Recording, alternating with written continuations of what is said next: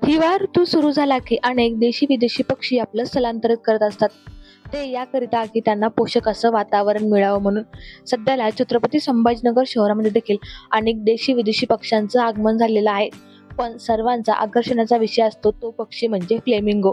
सध्याला छत्रपती संभाजीनगर शहरातील अनेक जलाशयावरती ह्या फ्लेमिंगो पक्ष्यांचं आगमन झालेलं आहे.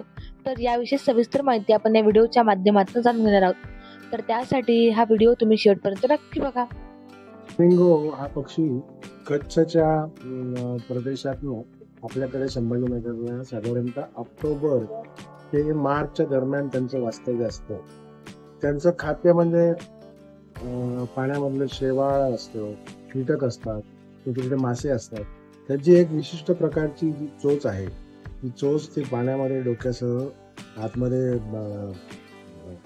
घालतात आणि त्या चोचेतनं ते सगळं अन्न हे चिखलातनं फिल्टर करून घेतात.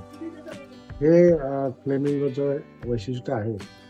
आणि साधारणतः ते इथे फेब्रुवारी मार्चपर्यंत वास्तव्याला असतात आणि आपल्या प्रदेशामध्ये आपल्या भागामध्ये जे जलाशय आहेत इथे त्यांना मुबलक प्रमाणात खाद्य आधी उपलब्ध व्हायचं, परंतु आता वाढलेलं पाण्यातलं प्रदूषण आहे, माणसांचा इथे इंटरफेरन्स आहे, त्यामुळे तशी त्या प्रमाणात संख्या आता खूप कमी बघायला मिळते. आकाशामध्ये टेक ऑफ घेतात तेव्हा त्यांच्या गुलाबी रंगांचे जे पंख आहेत ते आपल्याला म्हणजे बघायला मिळतात, म्हणून त्याला अग्निपंख ही असं नाव दिलेलं आहे. त्याचप्रमाणे फ्लेम इज गोईंग म्हणून तो फ्लेमिंगो.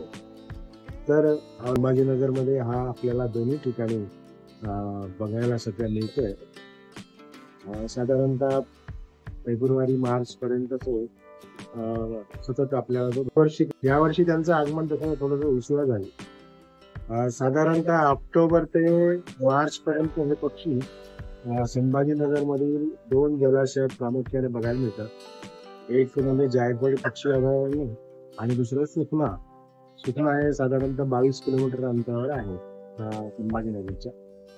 साधारणतः 50 ते 70-80 अशा ब्लॉक मध्ये ते बघायला मिळतात. तुम्हाला सुद्धा जर फ्लेमिंगो पक्षी बघायचे असतील तर तुम्ही या जलाशयावरती जाऊन हे फ्लेमिंगो पक्षी बघू शकता. Apurva Talnikar, News 18 local, Chhatrapati Sambhajinagar.